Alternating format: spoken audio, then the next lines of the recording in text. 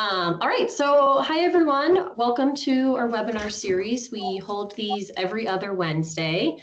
I'm Sarah Hernick. I'm the Colorado Community Resource and Engagement Specialist with the Mountains and Plains Thriving Communities Collaborative, or as we like to call it, MaPTCC. That's a lot easier to say. We are the EPA Region 8 Thriving Communities Technical Assistance Center. So we serve Colorado, Utah, Wyoming, Montana, North Dakota, South Dakota, and all of the 28 federally recognized tribes within our region.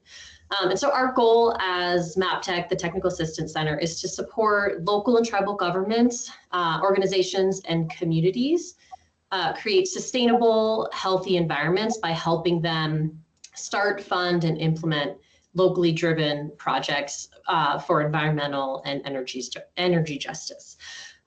So I just want to cover a couple housekeeping items before we jump in today. So this webinar is going to be being recorded. And so we'll post a recording of this on our MaPTCC YouTube page, which I can post in the chat in just a second. So if you would like to view it or share it with others, you can get it from there. And then if you have any questions, please use the chat feature in Teams. And so you can find that at like the top right corner of your screen. It's a little bubble and it just says chat. So, and we will get to all your questions at the end. So, so we're thrilled to host speakers from the Colorado Office of Just Transition today. So thank you all for being here and spending your lunch break with us. And so I want to hand the floor to Dr. Dimitris Stevis, who's a founder and co-director of CSU's Center for Environmental Justice, which is a MaPTCC partner. And I'll let you, Dimitris, introduce your colleagues, today's webinar topic, and yourself. So with that, I will mute myself and hand the floor to Dimitris. Thank you, Sarah. I really appreciate you all being here. I'm Dimitris Stevis. I'm with the Center for Environmental Justice at Colorado State University, and also with the MaPTCC, the Mountain and Plains Partnership, which is an EPA Technical Assistance Center. This webinar, as I've told you, is for us to educate us. I want to say that the Office of Just Transition, which was set up by law in 2019. It has been now in operation for almost 5 years. It has been working with the transition from coal electricity in Colorado. And it is one of the first actual just transition policies in the world that has attracted a lot of attention from other parts of the world and from the United States to see how things can work out, what can we learn from this particular experience. So it is really a kind of a historical first mover in the grand scheme of things. So it's really a great pleasure to have a number of the people in the Office of Just Transition with us today. They will tell you more. Wade Buchanan is the director of the Office of Just Transition since its inception. I see Kirsty McPherson, who is the Community and Economic Development Manager. Shelley Seaman, who is the Workforce Manager. Cassie Mason, who is the Program and Operation Coordinator. And I think those are the two people that from the office are not here are Terry Livermore, who is the Policy and Engagement Manager, and Jennifer Pieroni, the Navigator in the Yampa Valley area. So I'm not going to say anything more because I imagine that you will have information and you explore and tell us about your work. This is not a theoretical discussion. This is a practical discussion. We have asked you to tell us about what you have learned, the kinds of things that can be useful for an organization like us, who is intended to help communities and community organizations get some funding, organize themselves to get some funding, learn what they need to do and what they can do. And without anything further, I would like pass it on to Sarah and Ben to continue with this webinar. Thank you so much for making the time to be with us. This is really an honor.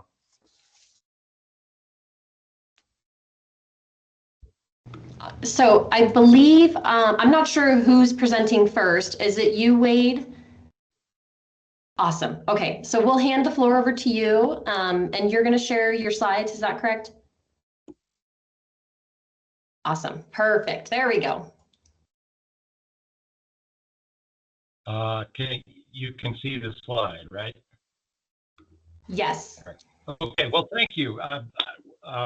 So appreciate that introduction, Dimitris, and we appreciate the invitation to join you today. We're going to talk a little bit about our office and in general terms, and then at Dimitris's suggestion, or Dimitris, is this an audience where I have to refer to you as Dr. Stevis, or can I call you Dimitris? No, Dimitris is better. Thank you. Appreciate that. Just want to make sure I was doing the right thing.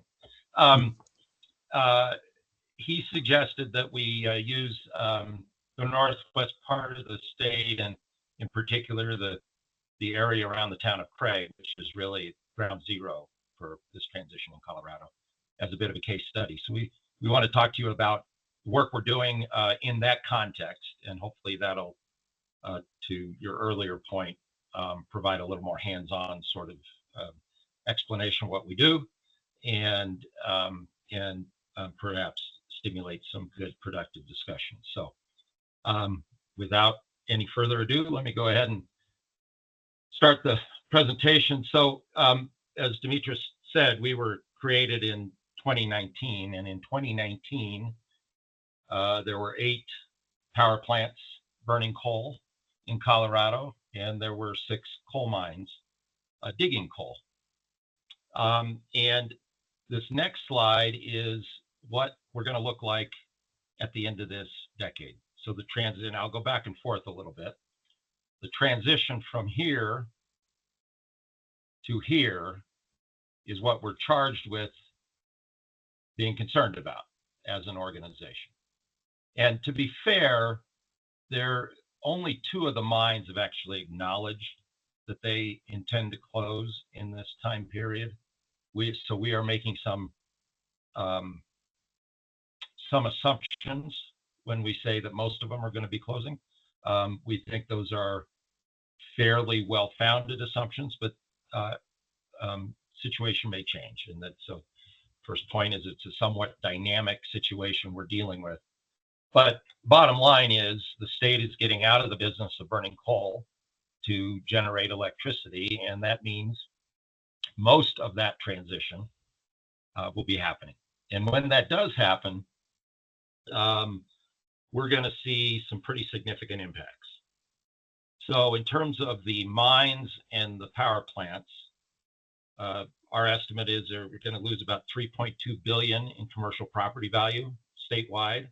That translates into a little over $60 million a year in annual property taxes. And as most of you know, I think property taxes in Colorado fund a lot of local services and government structures and civic structures, including in this case 95 different taxing districts affected by these closures, including fire protection districts, school districts, and water conservation districts, counties, libraries, even cemetery districts. And we use this, obviously the impacts are going to be broader, but the property tax impacts are easily the most measurable for us. And so we kind of use that as a surrogate of the larger impacts, and also as a demonstration of the level of dependency that these communities, quite consistent with the experience of most rural communities with many different economic sectors, whether it be agriculture or energy or mining or other areas. It is a characteristic of rural and isolated communities that there tends to be an overdependence on one or a few sectors, which is part of the challenge that we face, obviously. So in terms of the workers, we're looking at somewhere short of 3,000 workers probably is our estimate. These numbers are a little old, but somewhere over 800 power plant workers in the state burning coal. And obviously there's more power plant workers in the state, but in coal-fired power plants. and somewhere over 800 miners digging coal in the state right now. And we estimate also perhaps another 1,000 supply chain workers, people transferring the coal, people, providing security at the front gate, people providing heavy machinery and maintenance and tires and propane and all sorts of different things. We're charged with being concerned about them as well.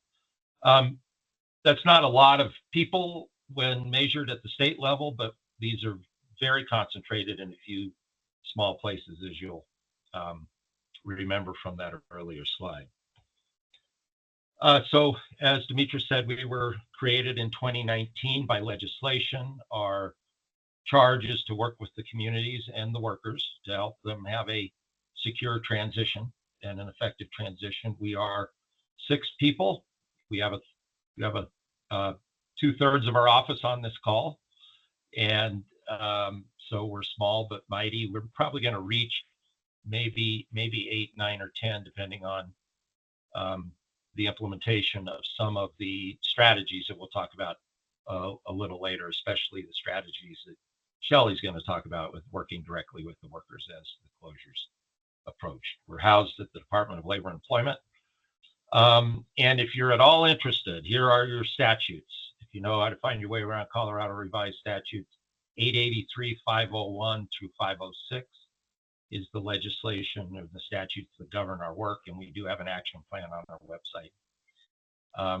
It's better to look at the sum total of the statute than try to find your way through the legislation, because it took the legislature a while to kind of settle on what exactly everything they wanted us to do. And if you read one piece of legislation and then the next piece of legislation, you'll see a bunch of moving parts bouncing around, and it'll be more confusing than it ought to be. Importantly, we are our work is helped along and advised by a 19-member advisory committee representing the different stakeholders, workers, utilities, the communities themselves, economic development, the legislature, the executive branch. And our charge is pretty straightforward and hopefully simple to understand, not necessarily simple to do, but simple to understand.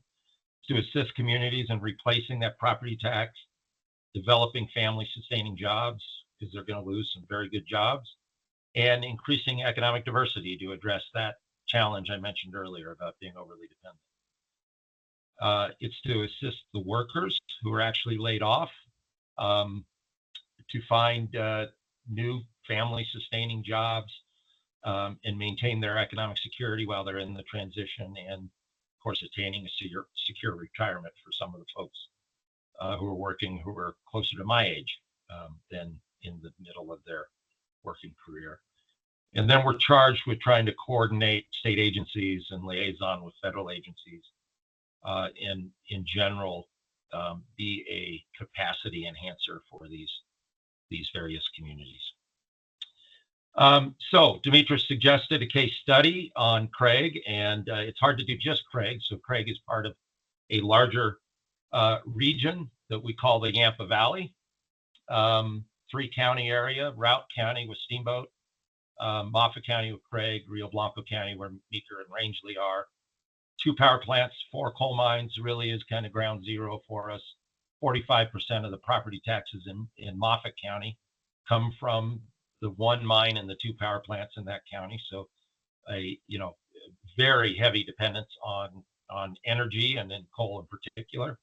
A large number of jobs given the size of the communities, and these are very, very good jobs. So I am going to, Kirsty, are you ready for this slide, or do you want to do the next one?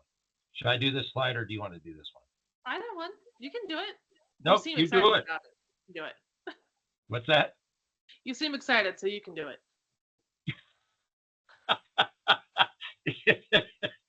Okay. Yeah. So anyway, the guiding principles to be driven by the local vision and priorities within the communities, obviously within the parameters set by the legislation. We have received, along with our partners at the Office of Economic Development and International trade $20 million specifically for implementing our action plan and working with communities together. And we made a choice of dedicating almost 80% of that money to direct community assistant grants. And that means for this, and then we have a formula for allocating it based on the number of facilities and when closures are coming, which translates into almost half of that, a little over half actually, a smidgen over half of that going to the communities in the Yampa Valley or directly in Moffat. And Kirsty is now going to talk us through the specific grant program. Yeah.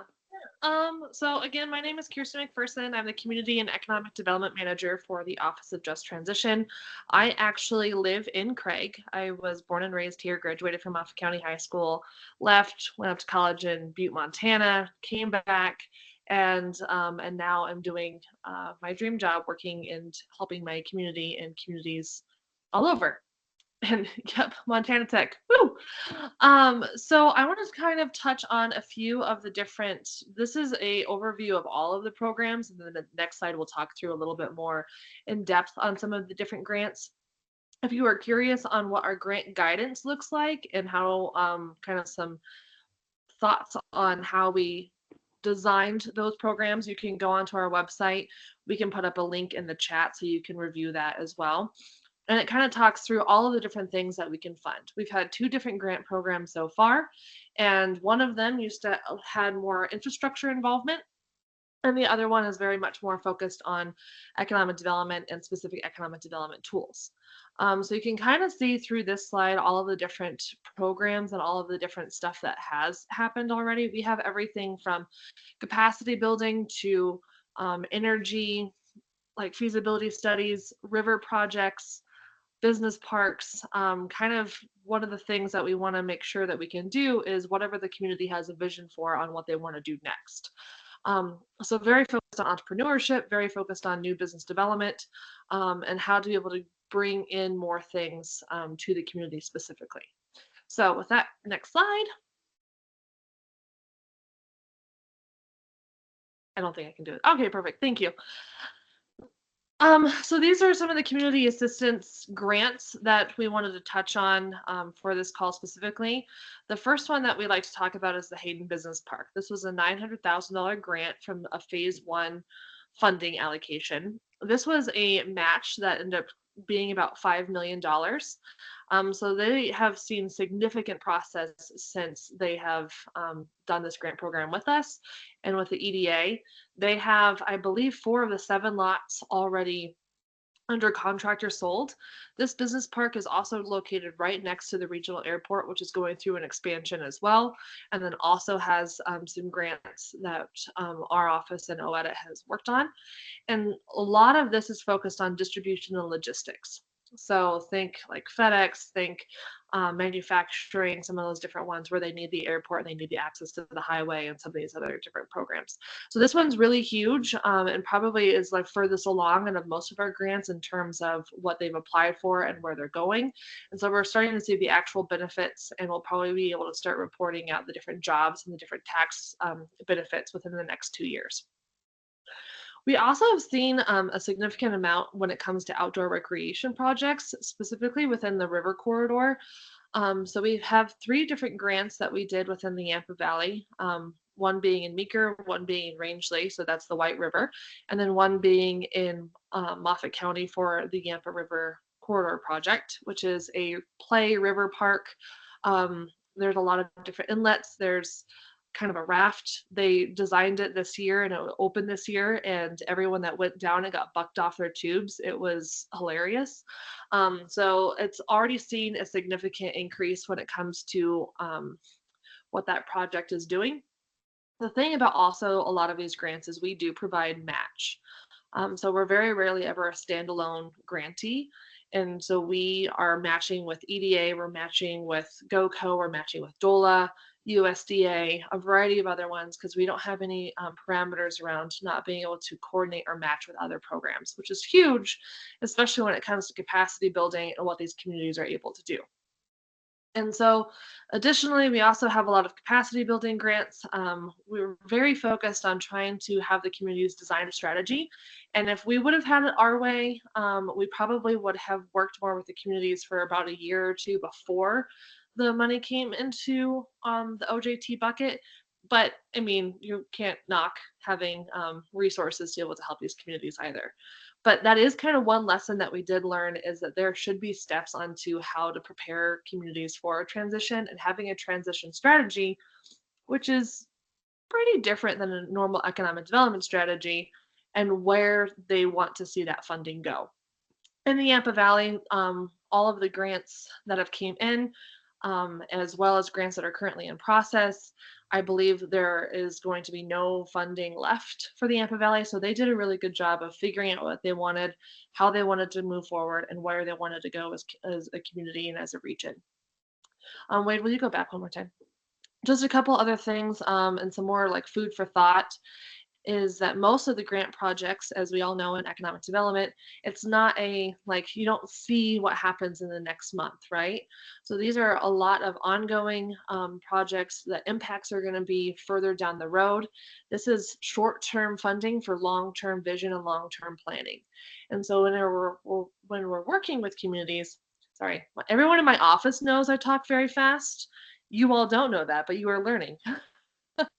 And so one of the things that we are trying to communicate with the communities is that what our funding is able to do, and because it's very broad, you need to think long term, like what happens and where do you want to look when the closures happen, so in the next 2028 and beyond. One of the things that we learned, and I think largely this is because our funding in our office happened a little bit earlier than what we now know is what we would have liked, is that OJT and kind of our role, we were perceived as being kind of an unnecessary gatekeeper to different projects. But one could also argue that everyone views that when it comes to any type of state and federal grant, which is really great because communities have a vision and they know where they want to go, but there's always a process. So even as we designed these grant programs, we tried to make them very flexible, very easy to access. We were building the plane as we were flying it, and there are still some different hurdles that we had to face when it came to how the communities wanted to be able to approach that. One of our things in our grant guidance is that you have to have 60% of the jurisdictions support what the grant is that you're applying for. In the Yampa Valley, there's an organization called the Northwest Colorado Development Council, in which they have decided that every community has to support what the grant is. So it's 100%.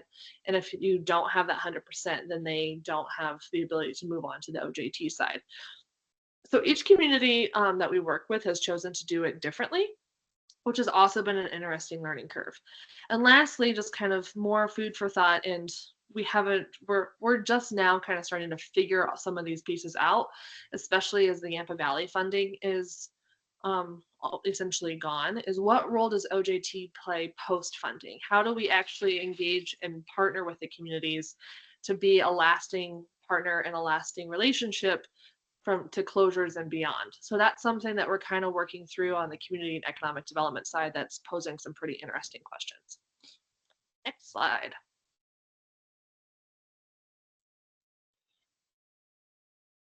Hold on. Oh. Okay, I think I took this, right? Because Terry's not here. Is that right? Yes. All right. So interesting. So Kirsty went through specific to the Yampa Valley, our 17 grants that total about $6 million, and we've got one more in the works that if it ends up being approved, it will be a total of $8 million, as I mentioned earlier, just shy of $8 million. So a big investment in the community. But one of the interesting lessons that we've learned is sometimes it's the smallest investments that have the greatest impact, and that's not to diminish the importance of those grants. And as Kirsty said, we'll see how they play out over time. But I want to talk a little bit about some of the smaller investments we've made with that have had a significant impact. So our legislation tells us that we should engage in the regulatory processes that affect these activities in these communities. And of course, primary among that are the Public Utility Commission processes around planning, electric resource planning, and the like. So we have engaged in that, and I had some experience with the PUC about 20 years ago, but we had to relearn everything, and it really has been an extraordinary process. Out of the first ERP with Tri-State, which is the utility that runs the Craig station right there in Craig, we got an agreement to have a facilitator process with Tri-State, the utility, the county and Moffett, and the city of Craig, and then 3 state agencies, including ourselves. So we said we would fund, and we did fund up to $100,000. It actually turned out to take about $92,000. That resulted in something called a informational. I can't remember what the acronym. That's the danger with acronyms with me. I can't remember what they mean, but it's called the ICAP. It's an informational plan for community assistance plan. That's what it is, information community assistance plan. But really didn't require Tri-State to do anything except submit it back to the Public Utilities Commission. But it did lay out options that Tri-State had if they wanted to do some community assistance with Craig and with Moffett. But the good news here is that once that was out, done and public, we were able to then fund Moffett and Craig to have an attorney to intervene on their own behalf at the PUC in the next ERP process. And using that ICAP as a model, they were able to negotiate a $73 million agreement, a community assistance agreement with Tri-State. Now, I'm not going to go into all the details. That's some kind of twists and turns. I think the main piece of which is that Tri-State will get credit for any new investments they make in the community. So if they do another facility that is a cleaner energy facility that creates jobs and creates property taxes, they'll get credit for that against this commitment, which makes a lot of sense. But just to take a moment and to acknowledge our investment of $100,000 and then another $50,000 was foundational, critical to a solution that generated a commitment of $73 million, which will be a permanent fund, economic development fund for Moffett and Craig. Building on that, in the current Excel ERP process at the PUC, we're funding Routt County and the town of Craig at a similar level so that they too can be engaged there. That's a somewhat different dynamic. There's already a commitment from Excel of a certain level of funding, a significant level of funding, but the details need to be worked out. And we're hoping that as the communities have a voice in that process, it'll lead to something more more fitting their needs, I guess. The other thing we want to talk about in terms of small dollars, big impact is our grant writer assistance program. But a lot of what we've done has been capacity building for communities. And again, small communities, oftentimes the person responsible for writing grants is the person who drives the snowplow and answers the phone at town hall and probably takes the minutes at the board meeting. And they're not in other words, they're not full-time doing this kind of work, and yet it's such essential work. So we funded a pilot program on the West End in Montrose County that generated in grants $64 for every $1 we spent. So we figured that was a pretty good reason to expand it to a program for all the communities, which we have now done. Among other things, in this region, they have helped write grants for a project that we've helped fund to a water, a reservoir in Rio Blanco County, the early stage study of a survey instrument for that. So just wanted to emphasize that while we're very, very proud of the grants we've done, we think they're going to help the communities replace a lot of what they're losing. In many ways, it's the small tactical stuff that we've done that has had the biggest payoff. So we're going to move now to the workers side of things. We've been talking about communities. Let's move to the workers side. I'm going to hand it over to Shelley Simon. Thanks, Wade. I'm the Transition Workforce Program Manager with the Office of Just Transition.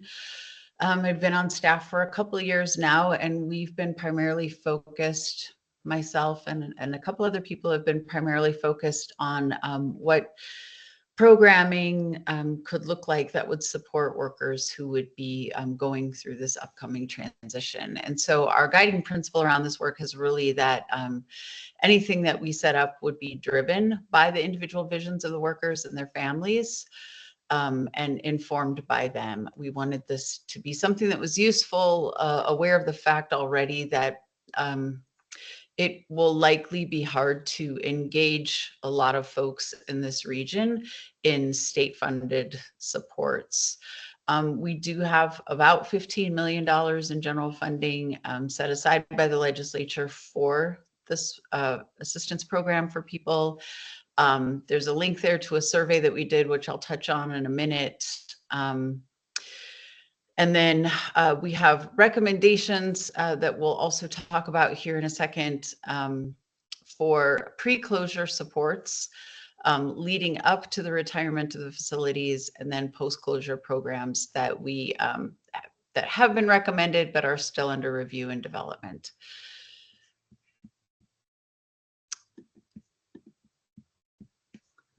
All right.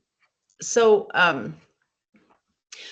working with local partners, employers over the past couple of years, we deployed a survey across 3 different facilities in the Yampa Valley, which included 2 mines and a plant. We received responses from about 250 workers who shared their hopes, concerns, interests, and needs around the prospect of undergoing a transition away from coal and their current employment. We met with individual workers, family members, met with shifts at their employment sites, as well as in the community to talk about the upcoming transition and what their needs might be, met in more private settings in the community as well. And then we also, after the survey was deployed and the responses were collected, went out and met with shifts at the different facilities to gain some response and insights to what results we saw from that survey. After that, we convened a group of stakeholders to help develop a list of recommended strategies. And so taking that along with the feedback from the surveys and the interviews that we had done in the community, as well as research from coal and other industry transitions, we developed some strategies, recommended strategies for pre-closure supports that we believe would be helpful leading up to facility retirements. So there's 7 of these. The first 2 are listed here on this slide. One is a navigator program, which received a lot of strong support from workers and community members in terms of having a go-to person, almost like if you're familiar with human services, kind of a case management approach, a navigator, someone that people could reach out to help develop a transition plan or seek supports or other resources in the community within OJT and beyond. And so we hired a navigator in the Yampa Valley and are in the process of hiring an additional one. So it's been really interesting to watch that job shift and change as we've launched it. So if you have any questions about that, I would love to respond to that in a separate venue. It's just been a very interesting experience to bring that position up. We also, there was also requests for financial planning, retirement planning, career coaching, and other planning services for people who wanted to get ahead of the game and start planning for this transition. We are in the process of a couple of initiatives. One is to bring on a vendor contracted to provide financial counseling and education services to people who are interested, as well as working with another department within the Department of Labor and Employment to share a position to help folks with career planning and coaching services.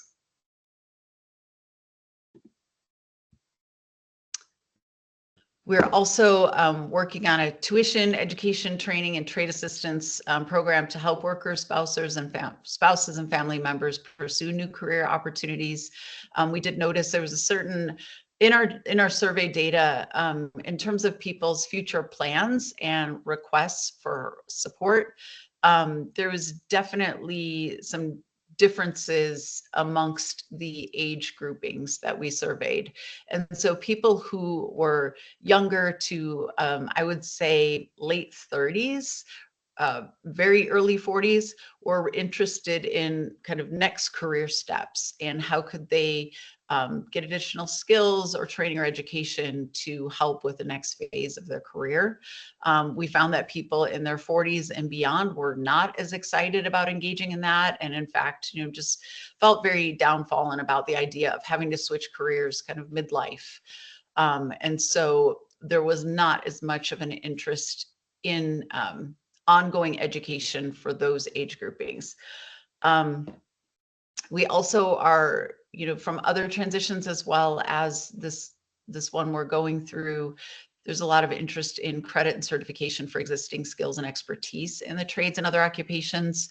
A lot of folks in the coal industry have their skills are very transferable to other industries, but we'd like to work with people to find the accreditation and language around how to communicate these skills outside of the coal industry to help their chances of reemployment. Another area of work that people were really interested in terms of support is small business startup assistance. And this was kind of surprising. I think our initial survey results showed between 30 and 40% had some level of interest in starting their own business or expanding an existing business. And so that's another effort that we've started engaging with local and state providers on small business education, and then how could we potentially support that progress towards opening a new business through small grants. And finally, the last two pre-closure strategies focus on peer coaching and other well-being supports like counseling in the area of behavioral health. So one of the major findings that came out of our research and other transitions was that when the transitions were led by workers in some capacity, there was a lot more success for people in terms of moving on to the next phase of their lives. And peer coaching and peer support has a lot of traction in other industries as well, in terms of behavioral health treatment, law enforcement, first responders. And so we looked at a peer coaching support model to recruit and train workers who are more settled and more, I guess, further along in their economic transition planning, to seek these folks out to potentially be supports to others who need it, and who maybe haven't done as much planning or are feeling a little bit more defeated about the process. So we're in the process of bringing a vendor on to help build this infrastructure out, as well as this concept of transition hubs, which again is taken from other transitions, a place where people can go and network with community providers and other resources to access support in the community when they need it. And so we've just recently launched one Tuesday a month. We're doing open houses twice a day during the day and in the evening in the community for folks who are interested in seeking supports that way. And so that has just launched in November. And I will add to that, Shelley. You may not know this, but they actually have they have their eyes on a particular facility in our space in Craig for an innovation center out of the Northwest Community Development Council, the NWCDC, that Kirsty was referring to, and we want to co-locate with them. Right now, they're touring the facility. We were invited to participate, but we were committed to you, so we'll catch up on that. But that is actually going to be a tangible asset in the community, hopefully quite soon. Yeah, and this is just a little bit of trial and error. We are also doing some in-reach with the employers where we've been allowed to come and meet with workers on their employer site, as well as just upon request, meet with workers in the community at different sites. And so that hub will just provide another venue for workers to go. It really depends on the individual worker as to where they'd like to meet. Some people don't want to meet on their employer site. Some people don't have time to meet in the community and would prefer the employer site. So we're just trying these different locations to see where we can get the most traction in terms of engaging workers and their families. The next couple of slides just talk a little bit about a few of the unique challenges and opportunities that we faced working in this particular community. I don't think any of them will be any huge surprise to anyone on this call. And there's actually a lot more we didn't include. We tried to highlight maybe the most relevant for this conversation, but it kind of goes beyond the worker space. But one of the biggest challenges that we find is just the human capacity in the region. Everybody who's involved in the community and facing this economic transition is typically wearing at least 12 to 15 hats. Kirsty probably wears 20 to 30 different hats in her community. But people who are really involved and skilled and competent in supporting the community are already maxed out. So it's really hard to actually find people to do this work because everybody who is doing it is already in the space. So just, I think, goes with the idea of rural communities. There's just not as many people in the community to do the work. And so that's been a challenge. I think another thing that we've kind of come across at different stages of this process is just, I use the word fighting. I don't know if that's the right word. I tested out different words and just landed on fighting, but a lot of denial happening amongst workers, as well as just hopelessness. You know, it's always hard to kind of determine, you know, what's best in terms of knowing about a layoff, right? Is it best to know about it 6 years in advance, or is it best to know about it the day before? And kind of having been on both sides of that fence myself, I'm finding that when you have so many years notice, it can be really traumatizing and painful for people because they're just in a constant state of anxiety about their future. And so that's led to a lot of hopelessness. And then also some hope that these facilities won't close depending on politics, new administrations, changes in the market or climate policy. And so that's been hard to kind of navigate those waters with people. Also in the community, organizations have typically worked in silos. So, you know, silo busting is a challenge currently. Also the impact on the behavioral health systems. So we've seen an increased utilization of services and a need for an emotional support among the mining population as well as general community. The Yampa Valley has seen 18 suicides this fall, already experiencing a high suicide rate, but I can't imagine that this news and facing an economic transition doesn't contribute to that.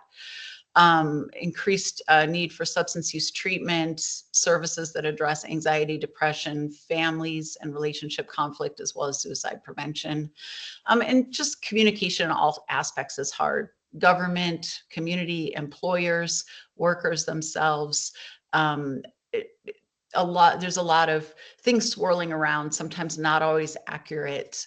And so we're always having an eye towards how do we communicate better with folks and more clearly.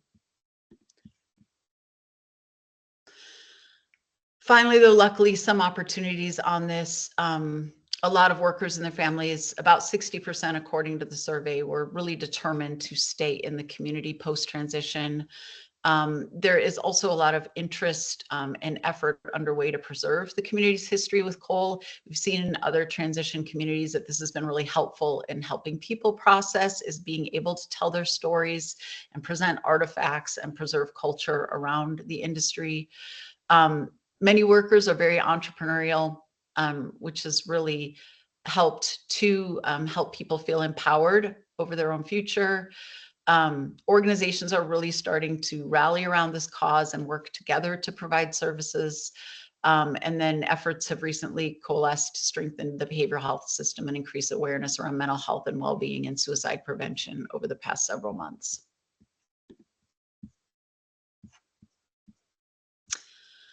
Finally, the post-closure recommendations, I won't really get into those here. No decisions have been made about those. We're still looking at financial impact and needs and partnerships and policy changes that would be needed to launch some of these. And we're currently working on some economic models to take a look at projections as to the cost for some of these programs and the return on investment, I guess, in terms of supporting people post-closure. Wade, did you have anything that you wanted to add to wrap that up? Yeah, all I would say is that I think on the post-closure stuff, we're operating under the authority that we interpret and I think accurately interpret us having through the statutes. I think when it gets to some of those post-closure recommendations, and especially because it's likely to require some more money, that will entail legislative action most likely. And so might be a fairly public conversation that will take place as we start looking at those. So that is our presentation, Dimitris. We have I'll share with you this deck, and because there were some links in it for people, and obviously contact information for us here. I'll just say very quickly, you heard from Shelley, Kirsty, and me. Cassie is on the line, but she is not on this list. She should be. Terry Livermore is our policy and engagement manager, and questions about the PUC and policy in general would be directed towards her. Jennifer Peroni is our transition navigator up there in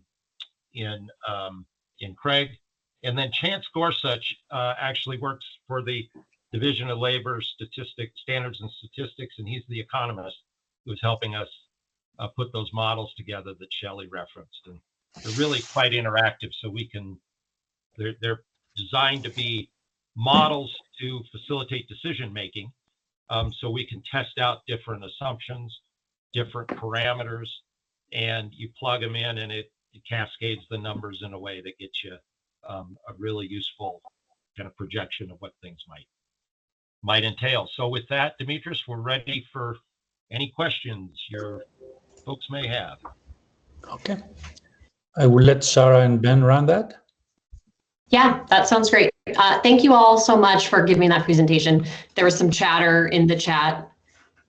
How many times can I say chat? Anyways, there's some chatter in the chat about just people really appreciating the detail you went into. I do just want to make a quick plug. Julia posted in the chat that it's callinghours.org, and it's a community-led theatrical performance honoring coal legacies in Ohio. So kind of in reference to Shelley, your comment about allowing people to tell their stories.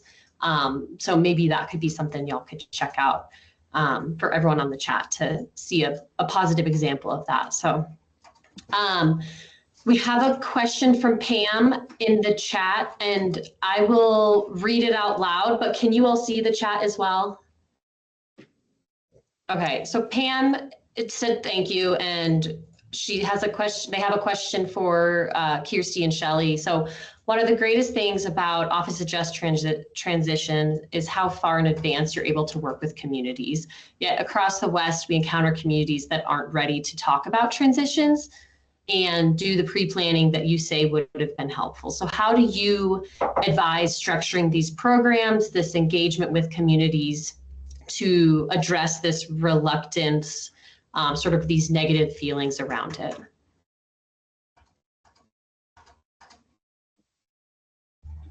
I'll give you a chance to read it as well. So, Kirsty, do you want to go ahead and start with that? I knew you were going to do that to me. I knew right? I was originally for Kirsty, and then you raised it too, Shelley. So it's like, I'll just expand it to both of you. You know, the communities that aren't ready to talk about transition, and you know, Pam, I think you've heard me say this probably 50 times at this point, right? When we talk about transition, And I guess for the group, I probably should also say, like, my background and my master's degree is in behavioral economics, which with a focus in transitioning economies and economic development. And one of the things that we always kind of touch on briefly, but we never really go head deep into, is kind of that social cultural component. This is a generational thing, and so it's an identity piece. And if you walk into a community that is identified as a timber town or as a coal town or as a steel town, and all of a sudden you say, you're not going to be this anymore, it's the same as telling someone who's been a nurse for 40 years that they're no longer going to be a nurse. So it's this identity crisis of what happens next. This is this is what we've known. This is grandfathers, fathers, and current children who are in these mines and power plants. So I think at the very basic, like, core of everything is it's a fear-based kind of conversation, and you only know what you know. And I think that that's where people sometimes start getting frustrated, is we're like, well, we can just start handling a transition. We can just move you into something else, but you only know what you know, right? And so how do we, especially as like state programs and officials and federal and all of these different groups, come in and say, well, this is what you should do? The balance is being able to provide ideas and education and conversations and brainstorming, and still allowing space for people to craft what that future looks like. Mhm. And we really haven't done a super great job of figuring out that component of it yet, because largely we're focused on like the very basic thing, like, I mean, like our grant programs and we're solving problems of right now, and kind of lose that larger social cultural component. However, we have more conversations now about how the appropriate like way of doing that actually looks like, and from a behavioral standpoint, when do we get to step in and help with brainstorming and ideas, and where is it not appropriate? And so kind of going through and like, who are those relationships with? Is it just the economic development directors? Is it elected officials? Is it small groups, grassroots efforts? Is it all of them? And so it's kind of this whole range thing, because it's not like just walking in and be like, hey, y'all are going to be done doing this. What's next? And because that's the number one question that we get, right? Is what happens next? And we don't have those answers. The community has those answers. But where's the kind of the line that we draw? I'm also Italian, so I talk with my hands a lot. Hopefully that answers your questions and sparks maybe some different kind of thoughts too. And that's why I let Kirsty go first, because she could bring all that into it. And Pam, I'm not sure, because it feels like you've got a lot in this question, and my answer might be too simple, but I think when I researched other transitions, so much of the focus is reskill, upskill, move them on, right? And find the next job. And I know that sounds like a very practical approach, and that when people do have economic security, there will be parts of their lives that kind of even out. But I think what Kirsty mentioned about the social cultural experience